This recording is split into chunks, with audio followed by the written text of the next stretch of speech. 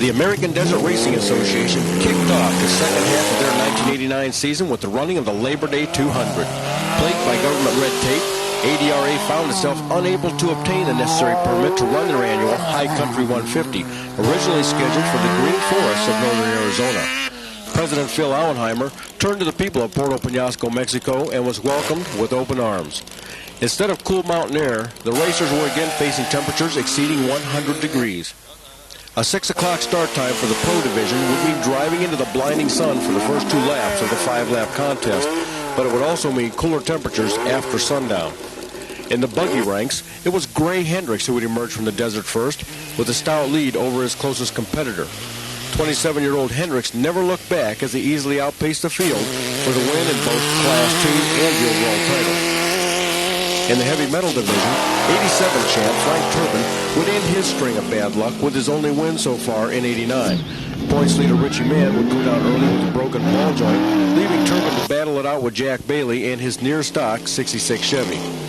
A close contender early on, Benny Hines would slow with cooling problems, and Turbin would feel confident enough to take a very casual pit stop to clean the windshield and top out the fuel tank. At the finish line, it would be Turbin taking the Class 8 win, Bill Capatch winning Class 10, and beating our cameras to the checkered flag was Gray Hendricks with his 3rd consecutive win.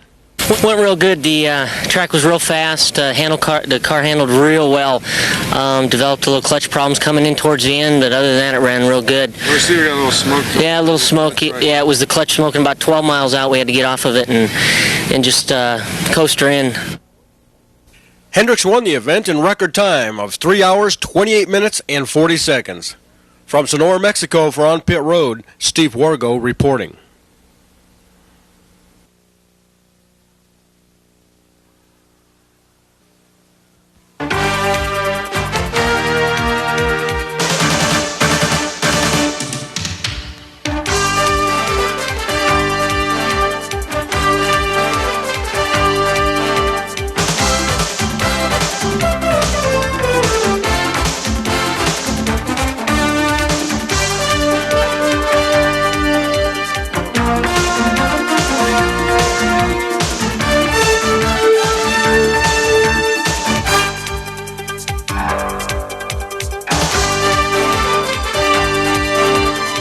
In the kart race at Road America, Michael Andretti gambled and lost the fuel mileage battle to give Danny Sullivan a dramatic last lap win.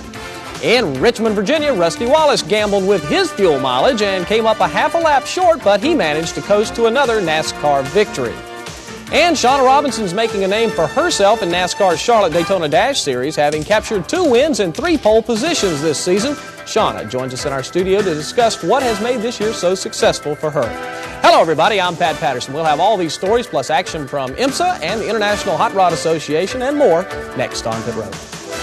On Pit Road, America's total motorsports program is brought to you by Ford and your Ford dealer. Have you driven a Ford lately? And by Goodyear Eagle Tires. Goodyear, because there really is a difference. And by Purolator Filters. Purolator, the first name in filters. And by Rain-X and new Rain-X Anti-Fog. Glass treatments for improved visibility.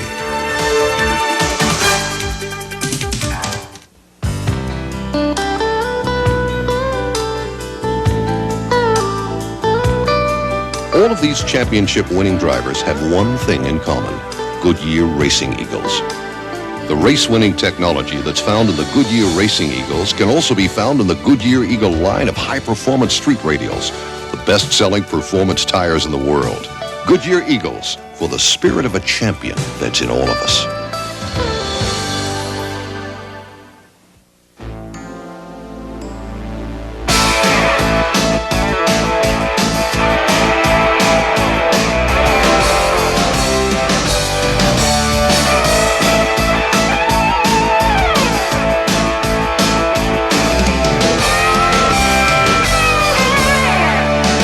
Filter designed to exceed all limits also excels within limits.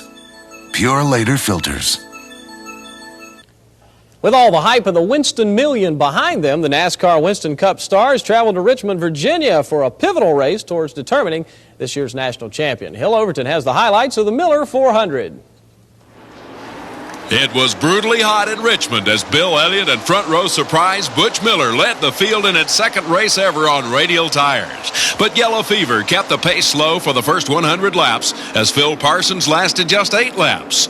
Soon after, Mark Martin made the first of 2 visits to the concrete, with Alan Kowicki also bending Ford sheet metal.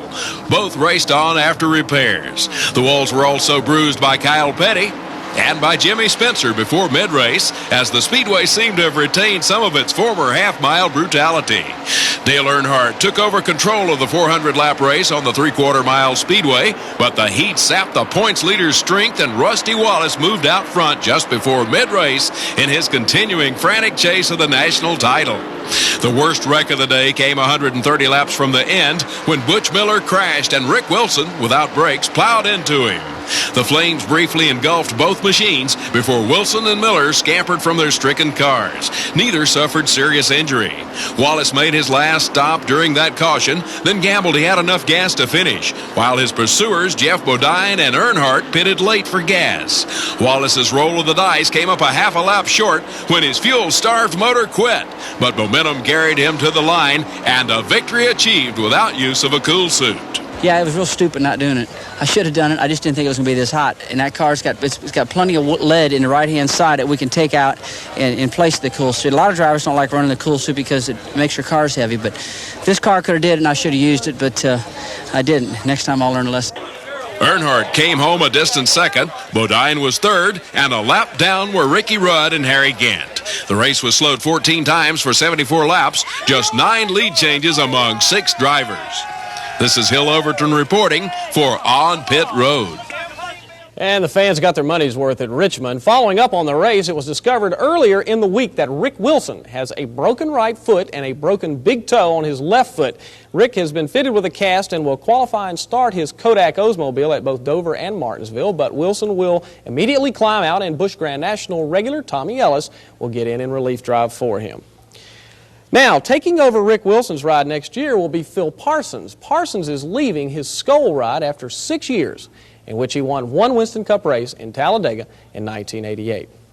Also, in 1988, Rusty Wallace's crew chief, Barry Dodson, won the very first On Pit Road Crew Chief of the Year award.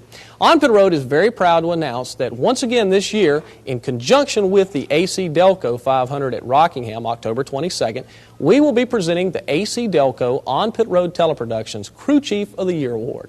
The crew chiefs from the top 5 teams on the Winston Cup points are eligible for the prestigious award, in which the winner will receive, up a little bit from last year, we had $1,000 last year, $2,500 this year. The runner-up, $500, and third place will receive $250.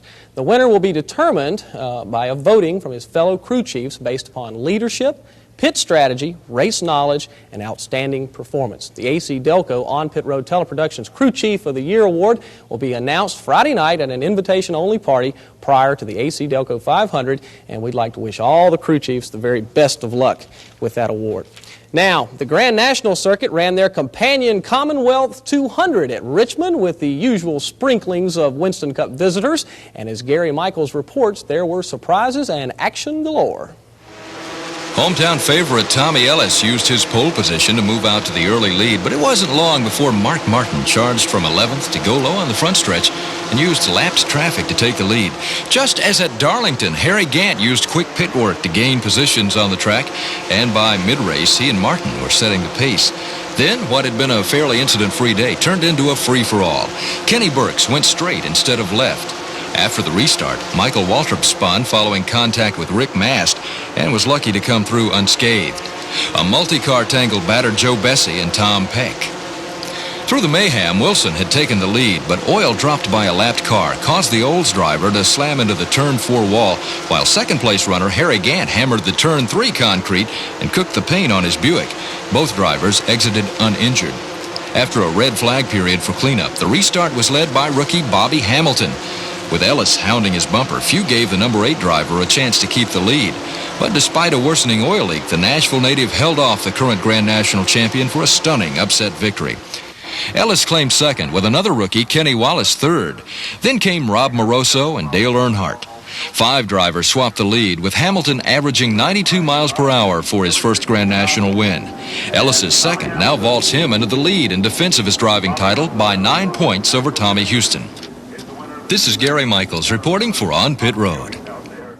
And joining us in our On Pit Road studios this week is Shauna Robinson, who has had an outstanding year so far with 2 wins, 3 pole positions, and a possible championship in 3 more races. I know you go to Langley this weekend. You've got to be overwhelmed with the results and what's happened this year. Oh, I definitely, the year's gone, couldn't have went better than it has, and coming out of last year with it going as well as it did with the Rookie of the Year and Most Popular Driver, coming out with a championship this year will be the best way we can go.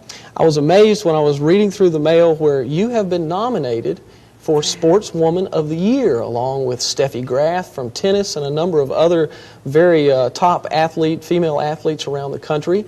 Naturally NASCAR's never had a female athlete of the year or a female champion for that matter. This has got to be awfully exciting. Oh yeah, this is something that, like having a car in the museum, this is something that I'm very honored to have. To be nominated by NASCAR was a thrill, and then to make 8 finalists out of over 400 entries and to be with Steffi Graf and Florence Griffith Joyner and all these athletes, and I'm proud to take racing into that category and to be, somebody to represent NASCAR. So I'm really looking forward to that, and it's going to be a big event. Now, you're probably going to hit me for this, but I'm going to do it anyway. You have another big event coming up in November that I think you're going to be pretty proud of as well. You got some wedding bells ringing here that's going to happen in November?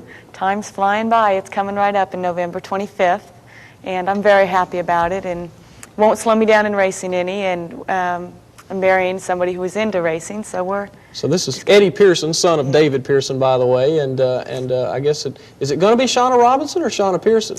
Well, it's going to be Shauna Pearson, but we're going to keep the Robinson for the media and for the racing, because I've pretty much established my name, and I go changing it, and people might get confused, but we might have the Shauna Robinson Pearson, or you can work all that out. Yeah. You can't get all that on top of the car anyway. Yeah. Strategy. You're almost at that first national championship. You have 3 more races to go. How do you approach the 3 races? Well, this whole season the competition has been extremely tough, and I have learned so much this year with patience and smoothness and consistency, something that I carry with me everywhere. And right now I'm just looking at the next race that I run, the next lap that I'm going to be running, and Langley will be the place to do it, and we're going to walk away with a win there. Best of luck to you. Sportswoman of the Year, National Championship, you got it all going. Good luck to you. Don't go away. When we come back, we'll have a lot more racing action from around the world.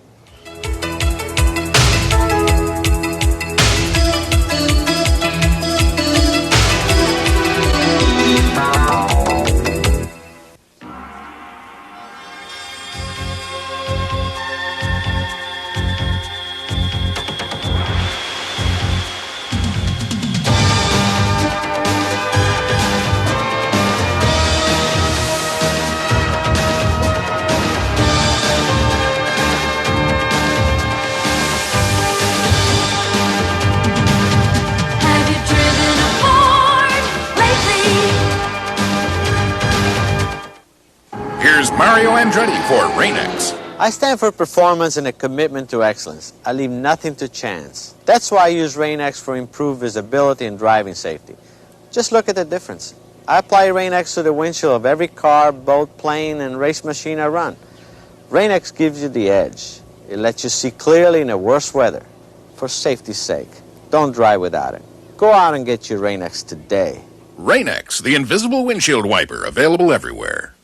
My great-great-great-grandfather, Johann Peterstroh, was brewing beer in Kiern in 1775. The Germans, they like a beer with character, and our family brought what they learned to this country. Family Brews, with a tradition of brewing experience that's longer than Miller or Coors or Budweiser. Stroh's, a beer that's not the same as other beers. Fire brewed, family brewed, for more than 200 years. Welcome back, everybody. The stars of the F1 circuit were in Italy last week, and Janet King has the story. Italian fans were hoping Gerhard Berger or Nigel Mansell could give Ferrari a win before the home fans, but Ayrton Senna took off from the pole and disappeared from the field for most of the day. Berger ran a comfortable second, while a dandy battle ensued for third between Mansell and points leader Alain Prost. But the Englishman waved the points leader by, then worked hard to hold Thierry Boutsen at bay until the Belgian underbraked, entering a chicane to take over fourth. Moments later, Mansell parked his Ferrari with transmission failure to end a string of 5 straight podium appearances. But his popularity with the passionate local fans was unaffected. Prost ran down Berger and won the battle for second, entering the first turn. That pass became significant when Senna erupted a motor and spun before the jubilant crowd with just 9 laps to go. Prost, who announced earlier in the week he will drive for Ferrari in 1990, slowly increased his margin over Berger, who will occupy the Frenchman seat in the potent McLaren next year. Prost won the Italian Grand Prix by 7 seconds over Berger, who finished his first race of the year. Third went to Boutsen, with Riccardo Patrese fourth and Jean Alesi fifth. Prost now has a commanding 20-point lead over Senna in the driving standings with 4 races remaining. I'm Janet King reporting for On Pit Road. Now staying with open wheel racing, round 13 of the IndyCar season was at Elkhart Lake, Wisconsin, and Mark Allen has our report on the Texaco Havoline 200.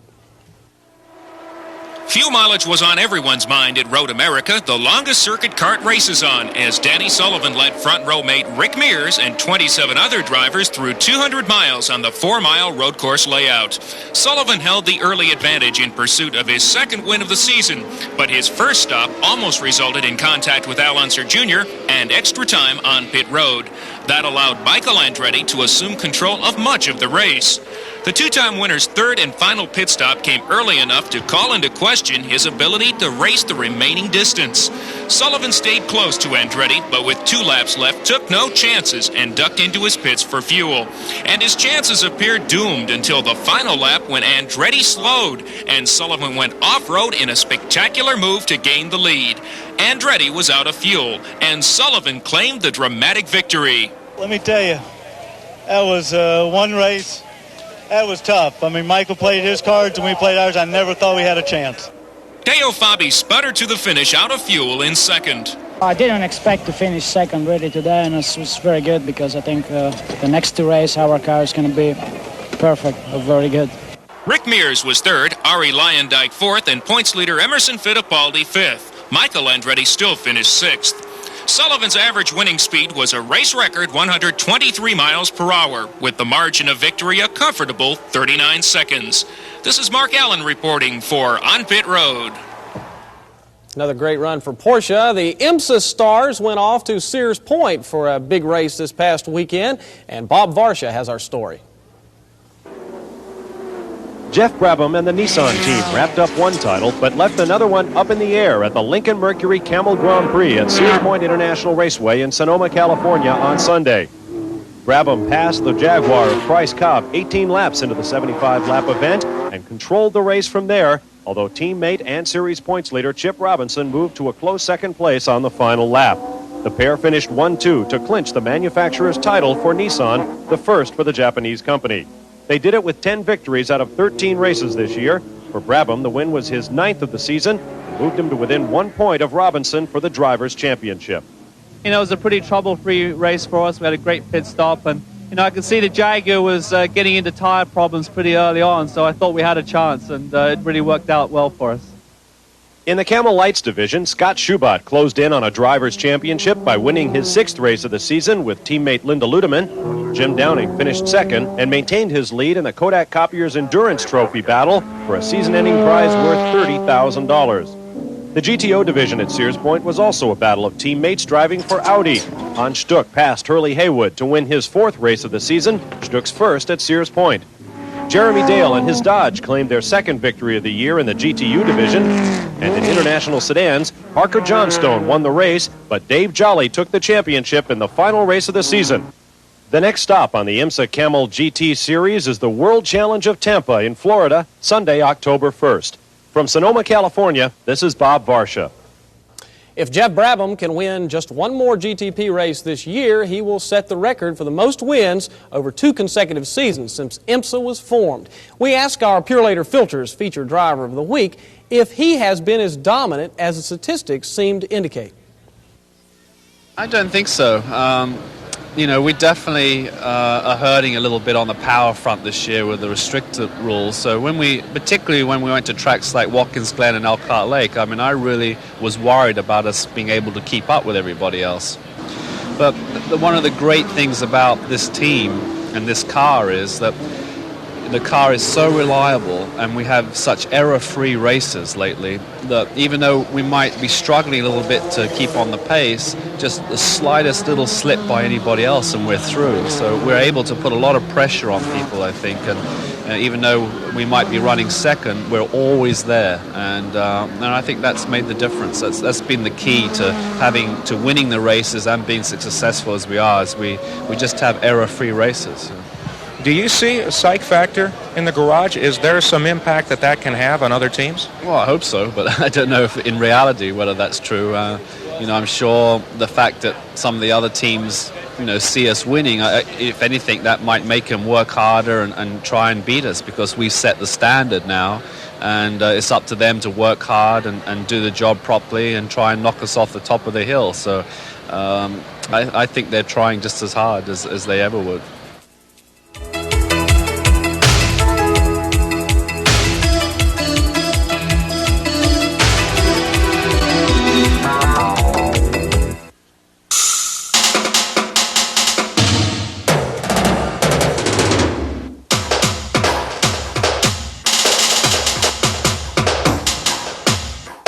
To some, it's a job. To others, it's an obsession. If you demand performance from your car, protect it with Pure Later filters. It doesn't matter what kind of high output ignition you've got if your wires can't get the power to the plugs. I don't care where you look, you're just not going to find stronger, more conductive, better insulating ignition wire than Excel. Excel's got 9 different wire and core combinations for every street or racing application. Excel, the good stuff. Look for Excel parts at fine auto parts stores nationwide. Stars of IHRA got down to it in Darlington, South Carolina last weekend. Steve Porter has our story.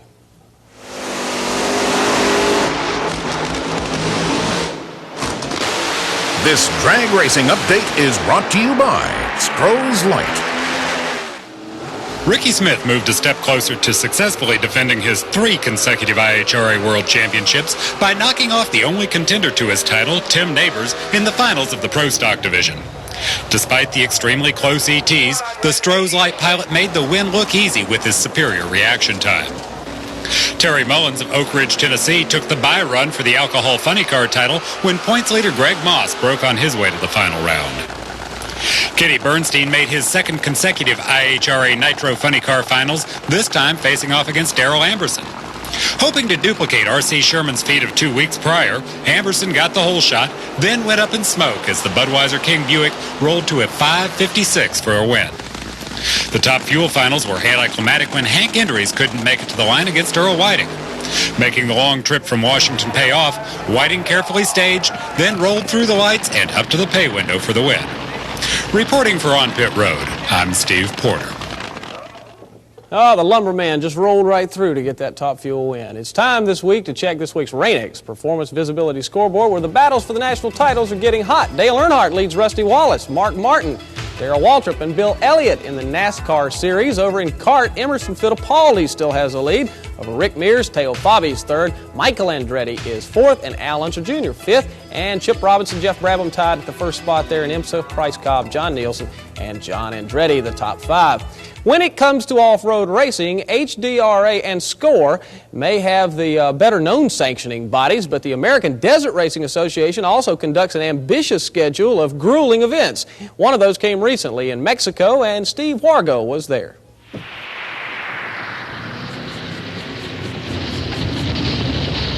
General Tire presents the General Off-Road Report. The American Desert Racing Association kicked off the second half of their 1989 season with the running of the Labor Day 200. Plagued by government red tape, ADRA found itself unable to obtain the necessary permit to run their annual High Country 150, originally scheduled for the Green Forests of northern Arizona. President Phil Auenheimer turned to the people of Puerto Penasco, Mexico, and was welcomed with open arms. Instead of cool mountain air, the racers were again facing temperatures exceeding 100 degrees. A 6 o'clock start time for the Pro Division would mean driving into the blinding sun for the first 2 laps of the 5-lap contest, but it would also mean cooler temperatures after sundown. In the buggy ranks, it was Gray Hendricks who would emerge from the desert first, with a stout lead over his closest competitor. 27-year-old Hendricks never looked back as he easily outpaced the field for the win in both Class 2 and the overall title. In the heavy metal division, 87 champ Frank Turbin would end his string of bad luck with his only win so far in 89. Points leader Richie Mann would go down early with a broken ball joint, leaving Turbin to battle it out with Jack Bailey and his near-stock 66 Chevy. A close contender early on, Benny Hines would slow with cooling problems, and Turbin would feel confident enough to take a very casual pit stop to clean the windshield and top off the fuel tank.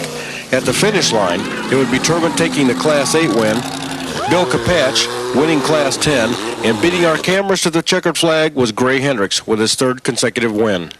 Went real good. The track was real fast. The car handled real well. Developed a little clutch problems coming in towards the end, but other than that, it ran real good. The receiver got a little smoky. Yeah, a little smoky. Right. Yeah, it was the clutch smoking about 12 miles out. We had to get off of it and just coast her in. Hendricks won the event in record time of 3 hours, 28 minutes, and 40 seconds. From Sonora, Mexico, for On Pit Road, Steve Wargo reporting. Boy, looked tired, didn't he? That's all the time we've got this week. As we leave you, we'll leave you with some scenes from AMA's trip up to the Syracuse Mile.